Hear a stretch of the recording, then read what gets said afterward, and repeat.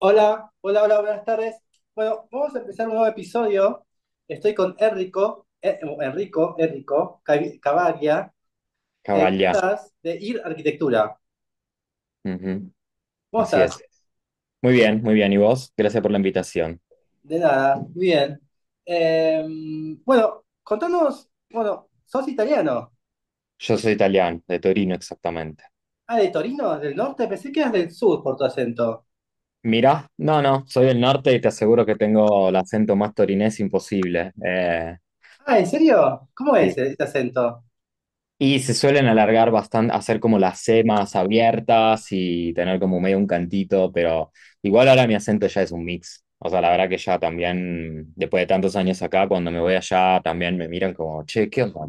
¿De dónde sos? Y digo, soy de acá, nací acá, toda mi familia es de acá, pero bueno, ya es, no tengo un acento en ningún, o sea, tengo acento en todos los idiomas, ya es como, es así. Claro. Así que sos de la mole Antoniale, ¿no? ¿Es la mole? Antonelliana, la mola antonelliana porque la hizo Antonelli. Claro, y de la fábrica de Fiat, de la famosa fábrica Exactamente, de Fiat. exactamente, exactamente. ¿Con cuál te quedas? ¿Con cuál preferís de las dos?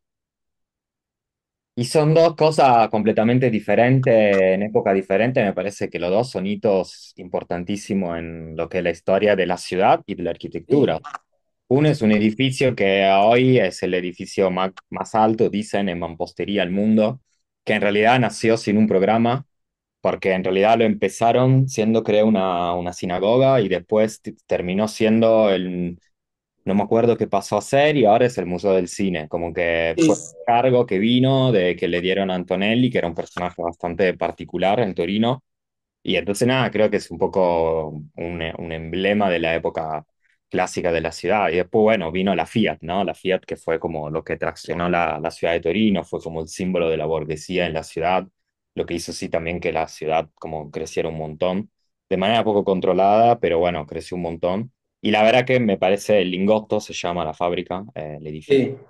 Es como muy zarpado porque agarró el modelo fordista de desarrollar como una pieza en línea y no teniendo espacio, porque es Italia, no hay espacio, construyó en vertical eso. Entonces cada piso hay una rampa que retoma y entonces eso se desarrolla. En el último piso hay una pista, entonces van y se prueba el auto ahí. Y me parece que es un edificio que empieza como a perder un poco de toda esa carga decorativa que tenían los edificios anteriormente, ya empieza a buscar algo puramente funcional y que como todavía es un híbrido, pero bueno, no obstante eso es un edificio como hermoso, súper valioso. Renzo Piano después lo, digamos, lo reformó y lo acomodó un poco, le hizo alguna piecita más, pero de vuelta es una pieza icónica, o sea, no sabría decirte con cuál me quedo. Uno es el símbolo de Torino, el símbolo como más visible, si querés, y el otro es el símbolo casi más realista, si querés, de Torino. Claro. ¿Y hoy qué función tiene el Dingoto? Hoy es un centro comercial, Ah, unas oficinas, un hotel, una pinacoteca que sería una galería de arte que tomó como toda una pieza en vertical con la última que hizo Renzo Piano y toda la pista también la abrieron como un recorrido paisajístico donde se hacen eventos, fiestas. Justo fui ahora, este verano fuimos a una fiesta ahí en la terraza. Entonces nada, como se reconvirtió en un área sería más comercial o cultural. También en ese lugar, ahí cerca, está metida en el barrio mismo, se llama Lingotto, y es un barrio que creció mucho en la época industrial, ¿no? Entonces, no era un barrio muy feliz hasta hace poco, porque también como habían crecido mucho en términos de residencia, como de bajo costo, para poder tener como demora los obreros de Fiat, que normalmente era gente que venía del sur de Italia o de otros lugares. Entonces, como había quedado un poco ese aura ahí, ¿no? Esa energía. Pero lo que hicieron ahora, hay todo un proyecto nuevo en Torino para como bonificar o como poner en valor toda un área, digamos, y ese proyecto prevé una gran línea de una calle que cruza toda la ciudad de lado a lado, y hay como dos torres en el principio, dos torres en el medio, dos al final. Una de las dos del medio la hizo Renzo Piano, que ya hay como un edificio bastante mm, icónico bien. fue todo un tema, ¿no? Porque también fue como el edificio que iba a pasar de altura a la Mola Antonelliana, iba a modificar el skyline de la ciudad, de las montañas y todo eso. Y bueno, y ahí en el Lingotto se van a hacer las otras dos torres, una ya la hizo Fuxas, que bueno, Ah, podemos cuestionarlo todo lo que queremos en términos de como arquitecto, pero bueno, no deja de ser un hito la torre en sí y no deja de ser un símbolo él como arquitecto, ¿no? Entonces, eso como esto, junto al Lingotto, justo a otro lugar que hicieron, un pabellón muy grande que se hizo para las Olimpiadas y que tiene bien. como una serie de cosas, nada, de eventos culturales, se está como valorizando un poco este lugar, se está cambiando bastante lo que pasa ahí. ¿Por qué no lo querés a Fuxas? No me gusta particularmente, o sea, no hay muchos proyectos suyos que me parezcan de particular interés. No me ¿Qué te gusta. parece? ¿Muy caprichosos? Sí, un poco sí, siento que él también como personaje no me divierte, lo noto como muy egocéntrico. Tampoco lo conozco demasiado, ¿no? Como vi alguna entrevista y algo así. Pero no Para sé, que, como para que lo ubiquen, los que no lo conocen, es el que hizo la Feria de Milano, ¿no? Ese gran manto de vidrio. sí. También siento que es un arquitecto que trabajó siempre mucho con generar una imagen de impacto muy directo y vender el proyecto a través de eso, ¿no? De hecho, él era Sí. famoso también por sus dibujos en acuarela, no sé de qué dibujaba, como hacía un dibujo gigante y después medio que te vendía una escena y después montaba el edificio a través de eso. De hecho, no sé, yo creo que si uno mira el edificio que hizo Renzo Piano y todo lo que es la pieza en sí, cómo lo toma el contexto, cómo interviene, cómo eso impacta sobre la ciudad y lo que hizo Fuxas, hay una diferencia enorme de todas las reflexiones que hay a través de la pieza que hicieron cada uno de los dos. Bien. Recién dijiste algo que a mí siempre me interesa y es algo que me gusta de tanto de los italianos como de los españoles, esta cuestión que hablaste de la torre de Renzo Piano, que tuvieron que tener cuidado si era más alta que la cúpula, que la montaña, ¿no? Lo mismo sucedió con Sevilla, con la torre de, Claro. de Peli, ¿no? Como hay un cuidado muy fuerte con la imagen de la ciudad, con el paisaje urbano. Vos Ujú. cuando ves, digo, y eso lo transportás acá a Buenos Aires y cuando ves que no hay ese discurso, ¿cómo reaccionás vos ante eso, aunque no exista ese discurso? ¿Te Y me sentís parece más que, libre o te preocupa? no, me parece que cada caso igual es un caso muy específico y puntual. Creo que es difícil trasladar una cuestión a la otra, es difícil también como. O sea, yo soy particularmente sensible a lo que puede ser el discurso del preservar el patrimonio, preservar como una cierta imagen de los espacios y de los lugares, cuando eso efectivamente tienen un valor histórico, cultural y lo que queramos. Pero digo, hay momentos en donde tal vez modificar las cosas es un poco necesario. Esto también es como, bueno, vamos a progresar, vamos a seguir avanzando, vamos a seguir desarrollando, creciendo, cambiando, evolucionando. Entonces nada, las ciudades en particulares creo que son cosas que se van transformando constantemente. Entonces, a mí me parece buenísimo que en Torino se planificó hacer como esta expansión. No están interviniendo el centro de la ciudad y están demoliendo un palacio histórico.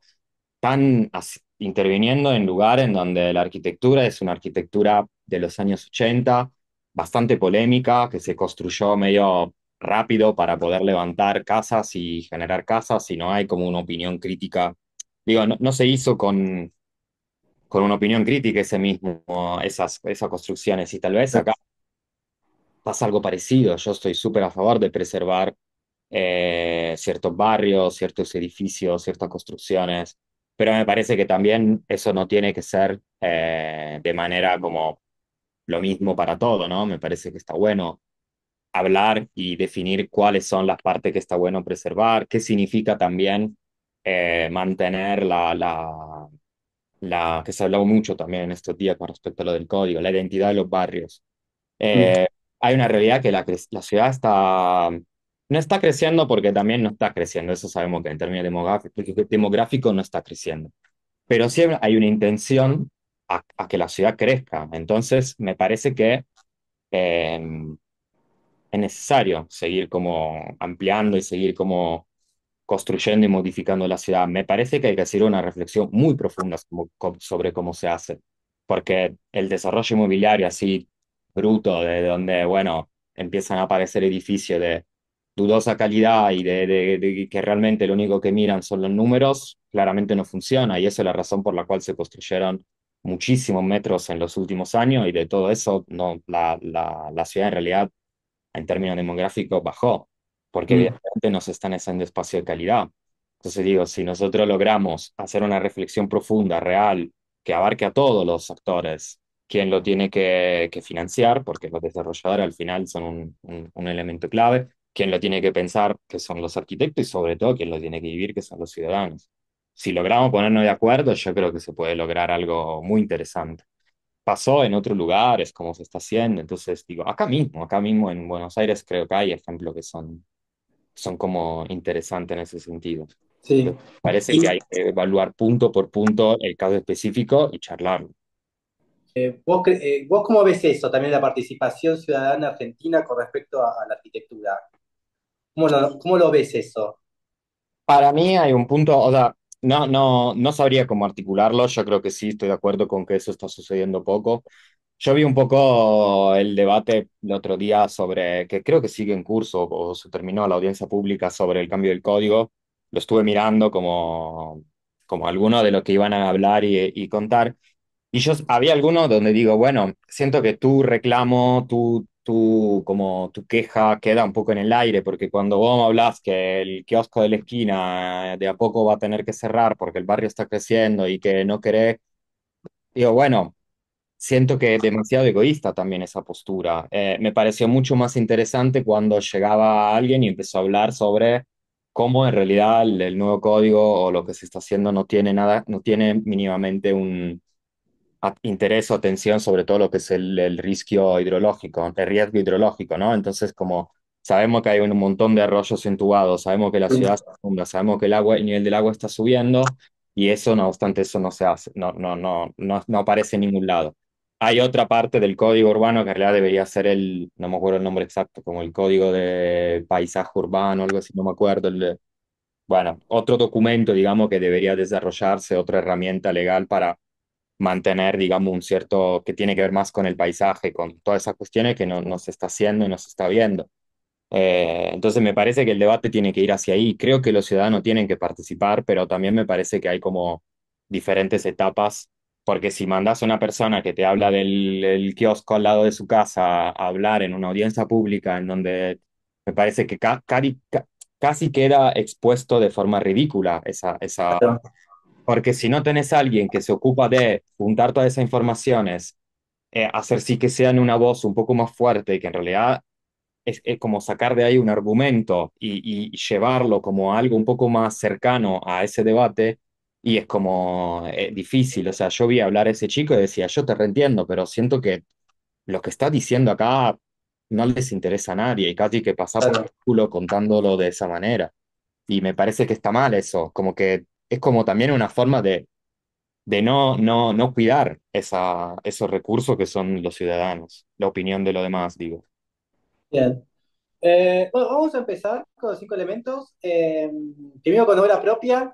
Así que bueno, Dale, empezar a transmitir las imágenes. dale, ahí ahora ahí comparto mi pantalla. Sí, Bueno, yo lo orden en sí, no me acuerdo cuál era, lo armé un poco en función al relato. Ahí me tiene que habilitar para compartir. sí, Igual nada, voy a contar un poco lo que fue empezar con una obra nuestra, que lo último que se hizo, que está como un poco más, eh, que vos también, de hecho, vi que lo usaste hoy para mostrar. Ese es un trabajo sí, que hicimos estos últimos años junto a Bulla y a Pieza. Es un encargo que, nada, vino como un poco de consultatio del barrio de Puertos, que es este barrio que se ve acá en pantalla. Nos pidieron como intervenir lo que es la reserva natural que tienen ellos, que es toda la parte, digamos, del barrio que se desarrolla en el borde del arroyo Correntino, que es este arroyo que viene acá. Entonces, digamos, es un área que hay que dejar, digamos, protegida, que es este área que se ve acá. que es el área que hay que dejar, digamos, que no se puede intervenir, que ellos como barrio no pueden intervenirlo, pero como sí les interesaba incorporarlo. Entonces, como lo que hicieron es proponernos una estrategia para empezar a pensar cómo poder trabajar e intervenir esta reserva y hacer sí que sea como valorizarla, ¿no? También hacerla como parte de todo este mundo que están pensando ahí. Entonces, bueno, en realidad nosotros empezamos, nos dieron toda una serie de programas que tenían como que contener, que tenían que desarrollarse ahí. Nosotros como dimos mucha vuelta, el proyecto en un momento se hizo muchísimo más grande, muchísimo más amplio, tenía que ver como con una gran pasarela que cruzaba y que cosía diferentes piezas, pero finalmente fue decantando en solo dos elementos, que son dos elementos que reúnen como todas estas funciones. Y esos dos elementos son los que se ven acá, son una pieza de acceso y un pabellón, como el centro de interpretación de la reserva, que tienen dos maneras muy diferentes de vincularse con lo que es el paisaje. La primera es una pieza vertical, que entonces también busca como conectarse un poco más con lo que son las copas de los árboles, que tiene como una relación casi ascendiente en forma de espiral a través de esa escalera, que también es la pieza que te mete como te ayuda a recorrer este objeto, pero al mismo tiempo es una especie de mirador hacia toda la reserva, como percorriendo la misma escalera y que contiene las diferentes funciones, diferentes Observación. programas que nos pidieron ellos de desarrollar. Y la otra es una pieza que se desarrolla de forma más horizontal y que entonces quiere como acá todavía como falta la parte de parquización de todo ese sector, como la reserva tiene que volver a regenerarse en todos esos sectores. Pero bueno, la idea de esto como que sea un pabellón un poco más oculto, que se esconde adentro de la misma reserva y que arma casi como una sala donde todo su perímetro son los árboles y es esta capa intermedia que no es ni el nivel cero ni el nivel, no sé, más 15 o más 20 que ya está fuera de la capa de los árboles, sino es realmente como habitar este primer nivel de sotobosque y generar ahí un ambiente en donde poder hacer como diferentes actividades. Entonces, nada, de vuelta. La Folie uno que es esta pieza, lo llamo un poco Folie, que es en reminiscencia del parque, el Parque de la Villette, ¿no? Como Sí. esta cuestión, esta idea de pensar en dos piezas de arquitectura que sirvan a su vez para activar todo lo que la reserva, que entonces se vinculen con el paisaje casi como en lugar de intervenir el paisaje, son casi un objeto que se apoya ahí y que de por sí, simplemente por existir y por su forma, por su volumetría, empieza a tener un vínculo con lo que pasa alrededor y te ofrece como una manera de vincularte con todo lo que es el contexto alrededor. Por eso también como hay esta decisión en términos más matérico, digamos, de que sea empieza lo más neutra posible, lo más abstracta posible, eh, para que de vuelta, como no tengan una carga, digamos, en términos de diseño, sino que sean realmente objetos lo más puro posible que solo cumplan su función ahí. Así que sería como una contra Vialet, ¿no? ¿Una cómo? Sería como una contra Folie. Es como, sería como la revolución de la Folie, el contrario. Sí, digamos, sí, sí, a ver, nosotros como que el concepto de Folie partió como de también otros ejemplos anteriores, otro trabajo, y después terminó redondando en esto. Y el nombre le quedó, pero nos parecía como interesante seguir manteniéndolo, así que Sí, te digo que es como una contracultura de la Folie, porque la Folie es todo sí, lo sí, contrario a lo que has dicho. sí, sí, podemos definirlo así.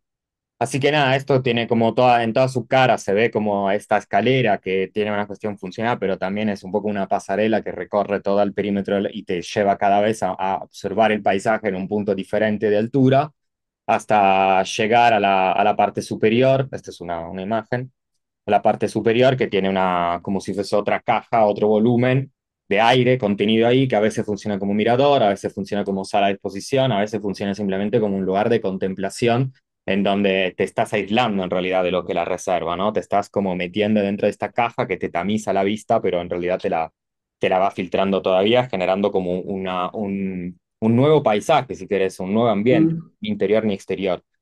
La otra pieza es esta, que es una pieza más horizontal, como decía, es un pabellón, Creo que se caracteriza un poco por esta pasarela, que es lo que le da Ah, acceso, que conecta, digamos, desde el polder, que es el camino que ya existía, que recorre toda la reserva, a lo que es esta pieza, y es como una pasarela que la va como, te acerca y después te vuelve a alejar y te da como un paseo flotando arriba de lo que es la reserva sin tocarla hasta que te llega a meter adentro de esta cajita de luz, que es donde pueden pasar diferentes actividades. Hoy nada, la idea es usarla como para hacer como evento culturales. Hay una obra ahí expuesta, se puede usar como eventualmente como un espacio de trabajo, como un espacio para dar charlas, digamos, un espacio multifunción, ¿no? Que bien. está ahí metido dentro de la reserva.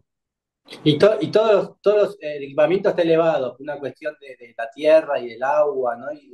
Claro, todo esto es inundable. La cota de inundación acá estaba a 1,5 metros, 1,50 metros. Entonces, la Folie 1, todo lo que es la planta baja de la Folie 1, está pensado para que se inunde y no llegue a suceder nada, mientras esta pieza directamente está en una zona en donde es un humedal, es pantano. Entonces, es como una vegetación no originaria, pero digamos, es lo que sucede en este lugar si no se rellena, entonces donde hay agua constantemente.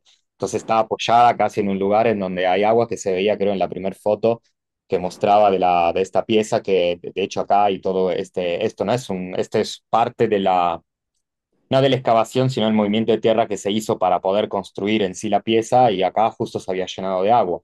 Entonces, todo esto también acá abajo se va a terminar llenando todo de agua y ahora acá tiene que volver a crecer toda la vegetación, ¿no? Sí, Eh, pero sí, la idea es que esté como levantada y de vuelta para que esté flotando arriba de lo que es la reserva sin intervenirla. Esta obviamente tiene otro uso, entonces el nivel cero es también la aproximación a la pieza en sí, mientras la otra te aproxima con la pasarela. muy bien. Paso, si querés, a la foto. Dale. La foto en realidad es un truco, es una excusa para hablar de otro proyecto y de otro trabajo que hicimos que creo que está muy relacionado con lo que están viendo ahora. Esto que estamos viendo acá en pantalla se llama Balneario Los Ángeles, que es un lugar a 40 minutos más o menos de Necochea por camino de tierra. Es un pueblito que no está, digamos, urbanizado, o sea, no hay infraestructura en este pueblo. Son básicamente unos médanos con casitas construidas por ahí, en lo que serían los lotes, que también eso, nada, me parece un poco ridículo, ¿no? Como pensar en lotear unos médanos, ¿no? Entonces, de repente aparece alguien que cerca su lote y te das cuenta que está cortando por completo una calle espontánea que se fue generando y creando y que, Mm, nada, como que porque hay un tejido, una cuadrícula que se apoya arriba de unos médanos y como, bueno, la ciudad va a hacer esto. Y no hay mucho registro de lo que hay abajo de eso. Entonces, bueno, nosotros, unos amigos, clientes, en el periodo de pandemia resulta que tenían algunos terrenos en este lugar y nos pidieron como una estrategia para poderlo habitar, para poder construir acá. Entonces, claro, nosotros empezamos a investigar el lugar y nos encontramos a trabajar acá. O sea, este es el proyecto que nosotros hicimos y básicamente está a unos metros de una escollera frente al océano y si la sí, foto se abriera hacia los costados y hacia atrás, nos damos cuenta que estamos absolutamente en el medio de la nada. Entonces, de vuelta, acá la estrategia tiene mucho que ver. A mí esta foto me parece como, aparte muy linda, la sacó Joaco Portela, un amigo arquitecto, fotógrafo, surfer, como vive mucho estos lugares. La sacó él con un dron y me parece como increíble, como las diferentes capas de lo que es el paisaje en este lugar sí. son súper evidentes. Y los colores, ¿no? No, los colores también, o sea, y es así. Yo tengo la suerte de usar bastante este lugar porque, nada, como hay un excelente vínculo y también nada, como la casa requiere obviamente un mantenimiento constante por el lugar en que está y por cómo está pensada, entonces medio que usé la excusa de ir a mantenerla, revisarla y como usarla, porque también estas cosas, si no las usas, se van decayendo de a poco Claro. para ir. Entonces, nada, la estrategia es muy parecida a la otra, o sea, es una caja lo más anónima, lo más austera, lo más silenciosa posible, clavada ahí, en un médano, apoyada, y que sea lo que tenga que ser. Y tiene obviamente esto un montón de cuestiones con la premisa, ¿no? Con la cual se hizo esto. O sea, tenía que ser una pieza que pueda sobrevivir a las intemperies constantes y lo que es la fuerza de la naturaleza ahí frente al mar, frente al océano, y por al mismo tiempo también a lo que son los posibles actos de vandalización, Sí. robo y lo que sea. Entonces, bueno, nos pareció lógico pensar en una caja fuerte, en un cubo de chapa, que tenga eventualmente también alguna pieza que sean desmontable y sustituible fácilmente, como esta chapa, que son todas chapas enteras, que están atornilladas y que se puedan como cambiar sin mucho problema, pero cuando lo habitas, de repente se abre y te acoge y se vuelve a ser como el refugio por que está pensado.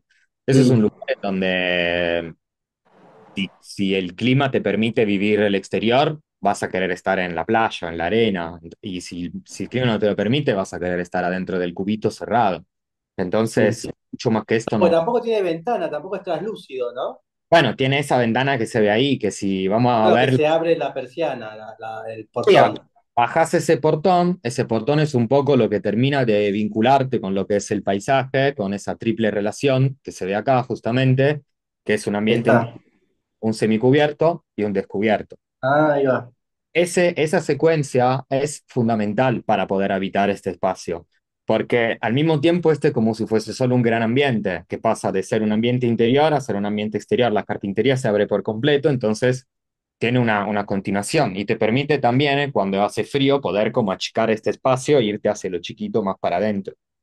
Y también es como cuando abrís esta ventana, ese portón, se te arma como casi te diría que hay más de un cuarto de la superficie del perímetro, digamos, de este ambiente de uso está completamente vidriado. Entonces, por ahí tenés toda la iluminación y la ventilación que necesitas. Sí. Y eso te permite como habitar este espacio tanto afuera cuanto adentro en esta transición. Y esto está pensado como toda una serie de elementos, una serie de dispositivos que de por sí son la galería, este sillón que se ve acá, la cocina, el baño que está todo en esta tira de acá, dividido en dos partes, una sala de máquina. Acá están todos los tanques, un lugar de guardado. Estos son los dos dormitorios, que son prácticamente unas cuchetas. Y la galería en sí son como una serie de dispositivos puestos como en caja, armados, y que generan este vacío que en definitiva termina siendo el lugar de uso principal. Es como casi estar jugando a dibujar la parte que usás, la parte más técnica, y el negativo de tu dibujo es lo que terminas usando, ¿no? Como nosotros esto lo Lindo. como construido como una serie de cajas que se apilan, construyendo este perímetro, y el vano central termina siendo como el lugar de uso. Después esto efectivamente lo construimos más o menos de esa manera, lo prefabricamos todo acá en Buenos Aires junto a los chicos de oficios asociados, lo cargamos en un camión, fuimos a habitar la playa por 2 semanas y lo levantamos y estuvo ahí. Después hubo un par de vueltas más como de terminar de acomodar detalles y como te decía, como hay constantemente hay que ir y como acomodar cosas, ¿no? Las carpinterías, el portón, los sistemas, los cerrajes, son todas piezas que terminan de entrar en la lógica de una pieza descartable, te diría. Eh, Mm. pero por eso también la única ventana es esa, está retirada con respecto a la fachada. O sea, si nosotros hubiésemos pensado en toda una otra serie de ventanas, por ejemplo, en los ambientes de arriba, que son estos cuchetas que se ven, teníamos que empezar en un postigo, en una bisagra, en una forma de cerrarla. Los candados se oxidan, las bisagras se oxidan, se traban, entra aire, entra la salitre. Entonces, como, bueno, hagamos lo menor posible que sea accionable y que sea como sujeto al pasar del tiempo, ¿no? Y eso dio como, nada, como resultado un poco esta cajita multifunción, que es tan austera cuan acogedora al mismo tiempo. Ah, qué bueno. Y ahora, si te parece, paso a la maqueta, Bien. o no sé si quería hablar algo con respecto a esto. Me decía que a vos te gusta ir adelante atrás con las imágenes. Decime y yo lo hago. Yo No, opero. Quiero. no, te iba a preguntar que los dos son estructura metálica, los de Sí, Escobar y estos. sí. En realidad, eso es porque nosotros no es que tengamos una preferencia en términos de técnica constructiva o materialidad o lo que sea. Simplemente nos parece como que al momento de abarcar un proyecto hay que abrir como el espectro de posibilidades dejo esta foto mientras charlo, de posibilidad de como de materiales de forma constructiva y utilizar la más pertinente. Tanto en este caso cuanto en el caso de la Folie, era un lugar en donde pensar en hacer una obra in situ era casi imposible, entonces todo lo que era obra húmeda estaba descartado. Se hizo en ambos Mm, casos lo menor posible, o sea, las fundaciones de ambos casos son de hormigón y todo el resto está prefabricado. En ambos casos se hizo metálico porque era la manera que nos resultaba más sencillo hacerlo, realizarlo, transportarlo, y en ambos casos, como a veces parece estoy buscando un sinónimo de boludez para no decir boludez, pero bueno, ya está. Como ya lo parece una, dijiste. pero es fundamental conseguir como alguien que te acompañe en estos procesos. O sea, esta casa se hizo posible porque existe oficio asociado, porque son tres locos que le decís, vamos a construir una casa en la playa y te dicen, obvio, sí, lo vamos a hacer. Vamos. Sobre todo cuando el presupuesto es extremadamente acotado como en este caso. Entonces digo, en ese caso podría haber sido de madera, quizás sí. Se dio que nos resultó más fácil y más práctico desarrollarla así en herrería y lo hicimos de esa manera. Lo mismo con la Folie. Terminó siendo como pudimos como trabajar con una empresa que construyó todo en construcción metálica. En realidad usan metal galvanizado, como perfiles como si fuesen de steel framing, galvanizado, entonces eso no se oxida, entonces ya de por sí sabe que ahí estás como protegido, ¿no? Teniendo como Mm. también un presupuesto más cómodo, sabiendo que puedes. Después, bueno, entonces digo, un poco cuando está proyectando viene, bueno, ¿dónde voy a construir? ¿Cómo es la obra que voy a hacer? ¿Quién lo puede construir? ¿Quién me va a acompañar en esto que estoy haciendo ahora? Entonces, todos esos elementos son los que terminan definiendo el, la pieza final, ¿no? Y creo que nosotros somos los que van a tener que, como, hacer que todo eso Bueno, funcione. Claro, como acomodar todo esto. bien, pasemos a la maqueta, a ver, Sí, que son maquetas de impresión digital, ¿no? son maquetas digitales y es porque nosotros hace tiempo nos movemos en el mundo de la virtualidad casi constantemente por varias razones. Un poco porque todo lo que somos parte del estudio, principalmente, bueno, Lucho y yo, viajamos bastante, estamos bastante tiempo afuera. Los chicos que trabajan con nosotros, Fran sobre todo, vive en La Plata y entonces, bueno, vos lo conoces a Fran, ya estuvo hablando con Sí. vos. Vive en La Plata, a él le interesa seguir viviendo ahí. eh, y también como nos interesa siempre hacer crecer y achicar el equipo en función de los proyectos, ¿no? Y eso a veces entonces implica que es más difícil juntarse en un lugar físico. Nosotros tenemos nuestro estudio, nuestra oficina, pero la verdad que nos manejamos principalmente con reuniones virtuales, con entregas digitales y con todo lo que sea trabajo en sí de manera, digamos, digital. Esas son toda Mm. una maqueta que hizo Fran para un proyecto. Lo que quisimos hacer en este caso en realidad era como la evolución de un proceso que nosotros hicimos. En casi todos los proyectos nosotros le pedimos a nuestro cliente como que armen una carta en donde ellos nos cuentan un poco cómo se imaginan vivir lo que nos están pidiendo proyectar, pero sin dibujarlo, sin describir imágenes, sino más describiendo funciones, acciones, sensaciones, etc. ¿Le piden un texto al cliente? Sí, sí, lo suelen hacer, la mayoría lo hacen, Pero, algunos no, mira son vos, más escueto, pero sí, lo una hacen. especie de carta a Papá Noel. Exactamente, exactamente, eso es. Eh, mm, Entonces, nada, como alguna terminan siendo pieza de arte, como esas cartas. Pero bueno, nada, volviendo como un poco a esto. Acá era una señora que iba a hacer su casa, que quería construir su casa en Chapadmalal en particular. Entonces nos contó todo lo que eran las funciones y las cosas que se iba a imaginar que sucedían. Y con Fran fuimos como dibujando como si fuese un objeto que represente esa misma función, ¿no? Después de eso, lo que hicimos es empezar a empaquetarlo. Entonces decir, bueno, agarramos ese objeto y generémosle una caja que lo contenga. De vuelta, como entendiendo que en realidad la arquitectura no deja de ser el soporte de esas funciones, ¿no? Entonces, una vez más como silenciosa y más, digamos, eh, con menos carga de diseño y de intenciones por parte de quien la diseña, mejor es por lo que puede ser después el uso que le dan. Y después, bueno, amontonamos toda esta pieza y medio que tenemos el proyecto de la casa armado. Y literal es Bien. a lo que nosotros le presentamos. Entonces, de vuelta, esta maqueta un poco acompaña un relato, un poco es la manera para verificar un proyecto, que no es tan diferente de la maqueta hecha a mano, pero bueno, está hecha digitalmente por practicidad, por manera de comunicarla, por rapidez y también porque, nada, nos resulta interesante ir explorando. Fran también, bueno, es un animal en términos de todo lo que es Digital. digital, pero en general, o sea, él me parece como acotado definirlo en ese sentido, o sea, me parece que le supo dar una vuelta a lo que es la herramienta computadora, así como la entendemos, y me parece que está siendo un precursor en el uso de herramientas digitales en sí, como, nada, está logrando sacarla como de la etiqueta de herramienta y casi que la está llevando a, como, no sé cómo. Sí. Yo Eh, en el bit PDF anterior, en el último, en el 20, sí, él me envía estas estructuras rurales ujú.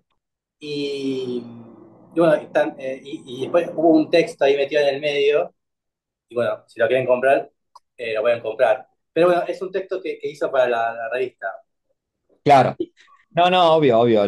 Sí, sí, él de vuelta, como que hay un debate costado, o sea, lo que Francisco Escapile.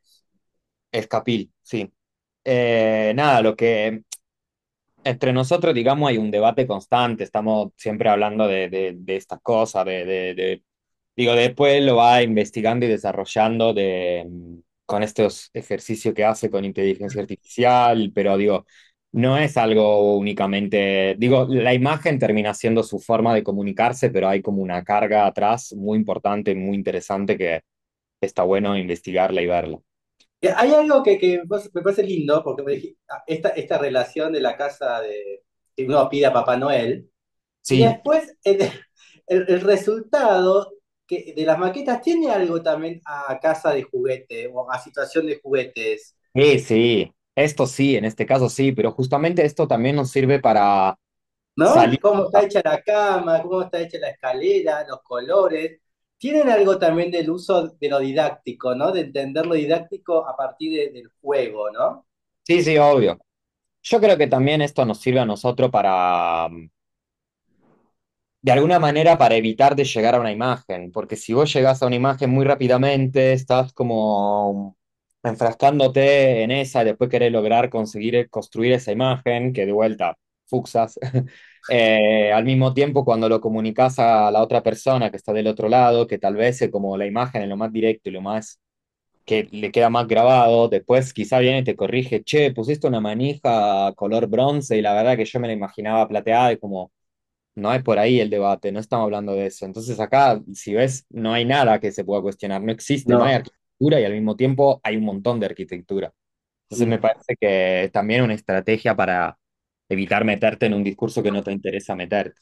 Sí, Muy después bien. aparecer como la aproximación que es esto, como una imagen que ahí también que hizo Fran, que tiene que ver con cómo nos imaginamos esa casa. Y, perdón. Y en este caso en particular, acá es donde empezaron los problemas. O sea, acá es donde el cliente empezó a decir, no, no me gusta tanto, bueno, ¿verdad? Y después esto evolucionó y se convirtió en otro proyecto que está construido, que es una casa en Chocat Malal, que terminó siendo toda de madera quemada negra. Nada, otro proyecto, un proyecto que fue evolucionando. Pero de vuelta, esto fue el punto de partida de ese proyecto. Esto sigue siendo validísimo el proyecto que terminó dando como resultado. Este empaquetamiento de programa ya no era tan así, pero no deja de ser algo muy cercano a eso. O sea, son la misma caja dispuesta en otra forma. Entonces, de Bien. vuelta, todo este territorio ganado, entre comillas, en el diálogo y en la construcción de un discurso, de un imaginario de habitar, se mantuvieron. Entonces, no hubo que volver al momento cero y empezar de vuelta. Eh, Después, bueno, voy a pasar, si no me equivoco, a lo que A son. dibujo, ¿no? ¿Sabe que me olvidé del dibujo? No hay dibujos. Pero Ok, bueno, objeto, hay mucho. obra ajena. Obra ajena tengo para contar ahora. A ver. Cuando hago obra ajena, yo me siento como obligado un poco con todo lo que hablamos hasta ahora y con lo que venimos hablando nosotros muchas veces de, bueno, de esta obra en particular, pero en realidad como de Adamo Faides en sí, y lo que ellos fueron con lo que tiene que ver la arquitectura que hoy se construye acá. O sea, no me quise ir muy lejos como a buscar referentes históricos o no sé qué, sino me parece interesante traer algo que es como extremadamente contemporáneo y sobre todo a nosotros, bueno, vos porteño, a mí como porteño inmigrante, que tenemos que hablar y que me parece que es súper interesante, ¿no? Yo creo que a través de este proyecto, en realidad, bueno, creo que hubo otro antes que este, pero de este proyecto y del otro que tienen que ver con esta misma lógica de pensamiento, se empezó a reconfigurar un poco lo que es la manera de hacer arquitectura, de hacer ciudad, de construir edificios en la ciudad. Y me parece como algo que yo rescato mucho, ¿no? Y empezando de esta imagen, en realidad como que tiene que ver más con la construcción de una fachada, de una escena también, de alguna manera, me parece interesante como lo que estaba hablando antes, ¿no? Como una arquitectura que si querés se puede definir austera, se puede definir sencilla, pero de alguna manera es terriblemente profunda y desarrollada y pensada y calibrada. Entonces está como sacando un poco lo que es todas las intenciones más de decoración de lo que es un diseño, una arquitectura, y al mismo tiempo se está haciendo un proyecto que es tremendamente, no quiero decir estético o decorado, lindo, pero es como, nada, se genera una imagen que es súper interesante y me parece súper valiosa. Y esta imagen en realidad no está hecha como aplicando cosas para que quede bien la imagen, sino es una secuencia de piezas que son fundamentales para el proyecto en sí. Y cuando vamos a este otro proyecto, que creo que es como el más reciente de toda esta Y el tanda, más nuevo. el más nuevo, y creo que también es el más sencillo de alguna manera, porque son unos parantes metálicos, más una malla cima, más una piecita que se abren, se está conformando una fachada que me parece que es tremendamente valiosa y tremendamente interesante y que dio como un quiebre en la manera de producir fachadas acá en Buenos Aires, por lo menos, ¿no? Mm. Sí, bueno, Eh, hay muchos edificios ahora con esta misma cuadrícula, ¿no?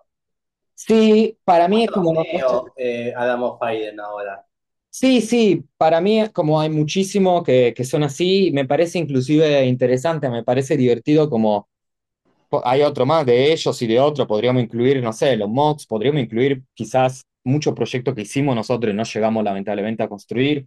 Podemos incluir, bueno, lo mismo Alonso Cripa, Esteban Tannenbaum, como que todos hacen este tipo de edificios. Me parece que son cosas que a mí me parecen muy valiosas, me parece que están aportando algo muy interesante a la ciudad. Y que de alguna manera yo creo que después el código nuevo, de hecho, te está pidiendo un poco que se realice esto, como te piden que la fachada sea al ras y que vaya hasta el punto más alto y se genere como una volumetría.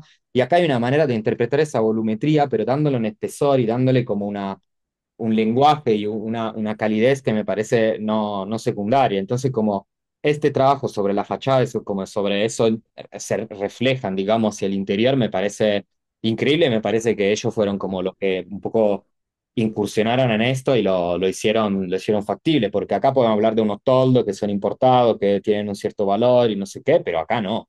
Esto se consigue en Sí, corralón. Y después pasamos como a esta otra pieza, a este otro aspecto, la cuestión de la fachada entendida como filtro de este nuevo dispositivo, de esta expansión, que te genera como un ambiente eh, que como que hace sí que tu ambiente interior dé a un ambiente exterior que es más controlado y que te genera un filtro hacia la fachada, que te tamiza la luz, que te mete como un jardín a nivel 4 a nivel 5 donde sea, que de vuelta me parece como tremendamente valioso y tremendamente interesante y que obviamente tiene un impacto sobre la fachada que se ve muy claramente en esta imagen o que se ve también muy claramente en esta imagen. Y al mismo tiempo me parece interesante como empezar a hablar de el concepto de la indefinición programática, ¿no? Donde ellos, así como muchos otros, fotografían sus edificios, sus obras terminadas completamente vacías.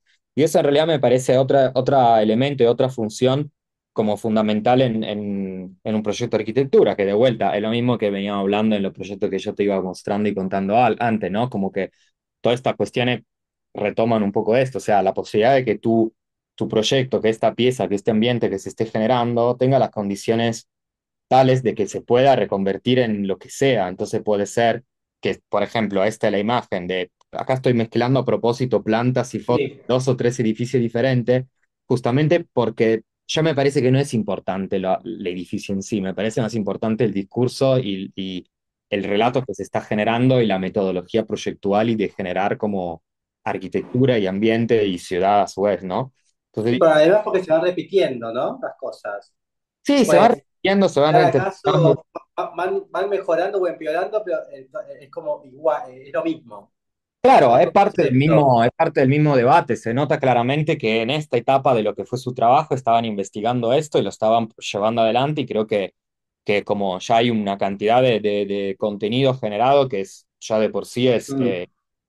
es como, digamos, nada, que habla de por sí mismo, ¿no? Entonces, de vuelta, digo, cuando tenés espacios de este tipo, que son espacios que son completamente, que lo ves así, decís, upa, no me imagino viviendo acá, como qué espacio duro. En realidad, después, cuando lo empezás a habitar, se puede convertir en una casa extremadamente acogedora o se puede convertir tranquilamente en una Una oficina oficina. completamente funcional, porque las piezas, los servicios, la pieza de servicio están como todo compacto, están todo condensado en algunos puntos y también tienen como están reducido al mínimo necesario, pero ahora en la foto del otro lado, no me acuerdo si acá era así o no, pero tranquilamente podría tener una barra que expande la cocina y que la cocina empieza como a funcionar de una manera mucho más integrada a lo que el ambiente, o en este caso se contrae y casi desaparece. Si le llegas a colgar una cortina o un panel que te la tape, ya no existe La la, cocina. la cocina. Entonces, digo, me parece algo fundamental el concepto de indefinición programática, y me parece algo fundamental pensando sobre todo en edificio, en piezas que deberían como permanecer en el tiempo lo que sea necesario, ¿no? Como que no sean tan ceñidos de un diseño de un arquitecto, sino que estén como más sujetos al cambio. Y por otro lado, me parece que otro argumento que introducieron ellos, en realidad lo introducieron, obviamente no fueron ellos, pero digo, empezó a verse de manera un poco más habitual, son las cubiertas de piedra. Verdes. Es este concepto que está de moda ahora llamarlo la quinta fachada, si querés, o como esta idea de habitar lo que es el espacio más valioso de una construcción, sobre todo en la ciudad, que es la azotea, ¿no? Lo que se llama comúnmente azotea y que en realidad pasa a ser el jardín, pasa a ser la terraza, el quincho, el solarium, el lugar donde que más gana te da de estar de todo el edificio. Ahora, esto es como un pasto con una piletita y la escalera que sube. Si le empezás a agregar otro dispositivo, que sean pérgolas, que sean parrilla, que sean lo que sea, como empieza a tener un uso realmente muy interesante y muy valioso. Y me parece como que todos estos elementos empezaron a existir y a validarse a través de ellos y de otros que siguieron un poco esta misma lógica constructiva. Y ahí paso al objeto y me parece interesante traer este Una objeto, cafetera. pero mucho, que es una cafetera, que la tengo acá también, que es como una cafetera que me donaron mis papás, que es una cafetera que ellos tienen desde siempre, desde que se casaron. Esta en Italia es una cafetera para dos. No, sí, para dos, para que Sí. se entienda la cantidad de café que es chiquita. Tiene una infinidad de café encima, de muchísimo tiempo, muchos arreglos. Y a mí me parece interesante porque no es de ninguna marca especial, no tiene nada especial, creo que lo más básico de una cafetera, inclusive. Y esto quizás de alguna manera desciende de esto mismo, ¿no? De lo que era una cafetera antes. Y creo que lo mismo pasó con la arquitectura, o sea, pasamos de producir este tipo de piezas, de objetos, de obras, que son súper valiosas, que se reconectan también a lo que hablamos al principio, ¿no? Tu pregunta que me hacías de Torino, de si creo que es correcto o no. Este Sí. objeto es increíble, pero si hoy Alessi o Stark o, no sé, decime otro diseñador, se lo ríes, los chicos de Ries hicieran una cafetera y te hacen esto, decís, No, no va. No es el siento que hay algo momento. raro en esto, siento que están como muy afuera de lo que es el debate, del debate de este momento, ¿no? Entonces por eso yo sigo rescatando esta pieza que tiene, creo ya 30 años y sigue Sí. siendo extremadamente contemporánea, sigue siendo súper eficiente, Bueno, ¿sabes quién la podría hacer esa cafetera, la anterior, parecida a hoy? sí, ¿quién? Donatella Versace. Sí, bueno, Versace para mí juega justamente sobre el concepto de kitsch, ¿no? Sobre el concepto Exacto. de generar piezas que están pasadas de diseño y que ya son tan grasa que dan la vuelta y dejan de ser grasa. O Pero Prada. Prada podría hacerlo. Prada para mí no juega tanto a eso, seguramente Versace sí juega mucho más Sí. a eso, pero bueno, Es más obvio Versace. sí, pero también creo que es una expresión artística, que la ¿Sí? expresión artística creo que trasciende un poco de todo lo que es otros aspectos, ¿no? La parte más funcional, la parte más lógica, la parte más constructiva. Entonces, bueno, si después eso lo llevamos a la arquitectura, creo que además, como hay muchas más cuestiones para para tirar en causa, ¿no? O sea, esto es un producto es un diseño de un producto. Entonces, pasó por un concepto de diseño industrial, de desarrollo industrial. Entonces, está pensado para durar, está pensado para que se pueda como, para que sea, para que dure en el tiempo, ¿no? Tiene un montón de prueba-error, no sé, todo lo que produce Apple, los iPhone, hay una leyenda de Steve Jobs que tira un iPhone en una bacha y te dice, mira, salen burbuja porque hay aire, sigan desarrollando. Bueno, ojalá no pasara eso con los edificios, ojalá tuviéramos esa Eso posibilidad. te iba a preguntar, ¿cómo era el tema de la durabilidad en la arquitectura, ¿no? Esta cuestión, antes, esta cuestión moderna de que las cosas eran una sola, ¿no? Y Bueno, ahora, a vida mí, contemporánea es que cada 5 años te tengas que renovar. bueno, pero yo ahí te paso a la siguiente foto, que es esto, que es la pieza que está acá adentro, que es una pieza que para que la cafetera funcione, la tenés que cambiar muy seguido. Y si Sí, no la cambias, la cafetera deja de funcionar. Y entonces digo, en una pieza y en un objeto que fue diseñado y pensado un montón y que hace siglo, va, siglo no, pero bueno, quizás sí es un siglo, que es esta misma pieza, no nos podemos escapar de esto, de cambiar esa pieza. Entonces a mí me parece que está bien que haya piezas que se tengan que hacer un mantenimiento, porque ¿a qué sí, costo? No, esa pieza no tiene un mantenimiento. ¿A qué costo las casitas de la playa que nosotros construimos no necesita un mantenimiento? No necesita que vos le cambie la chapa cada 5 6 10 años. Es casi imposible, como utópico. Deberíamos empezar a pensar en toda una maquinaria y un gasto energético y económico quizás para que eso no suceda. Entonces me parece que hay sí, ciertos elementos y hay un concepto del mantenimiento de las cosas que me parece que hay que asumirlo. De hecho, hoy, cuando la Folie, cuando se terminaron la Folie, el constructor Azzolini tuvo que redactar un manual de mantenimiento que se lo entregó a Puertos y ellos rigurosamente lo mantienen. Y si ellos no lo mantienen, Azzolini va y le dice, ¿se te oxidó la baranda? ¿Hiciste lo que estaba escrito en el manual de mantenimiento y que conjunto firmamos? No, bueno. Entonces digo, hay que hacer todo lo posible para que eso no suceda, pero va a suceder de todas exacto. maneras. Y después, la foto siguiente es esto, que es un zoom del manguito de mi cafetera. ¿Qué pasó? Siendo de plástico, se derritió. Y mi papá, en un momento, dijo, bueno, con las herramientas que yo tengo y con el amor que yo le quiero dar a este objeto, lo reconstruyo de madera, lo pinto, se lo monto y me parece lo más valioso que hay. Porque también está demostrando como el amor de una persona hacia un objeto y hacia algo. Sí. Entonces me parece que eso también tiene que ver, como bueno, es lo mismo que te decía de las casitas de la costa. Si vos dejas de usar esa casita, creo que en 5 años no existe más. Y bueno, pero quizás ese es el destino que tiene. Tiene sentido en ese lugar pensar en hacer una mansión y una casa que la puedes dejar 5 años sin que nadie vaya y que nadie vaya y que cuando voy, esa casa sigue intacta. Y bueno, quizá no era un poco No, no tiene sentido. no tiene sentido y me parece que también tiene que ver con el amor que uno quiere ponerle en las cosas. Las fachadas históricas, si no las limpias, son un asco. Se junta una cantidad de mugre que es impresionante. El Entonces, hollín, hay un montón de... Todas las fachadas hay que, como decía, ¿no?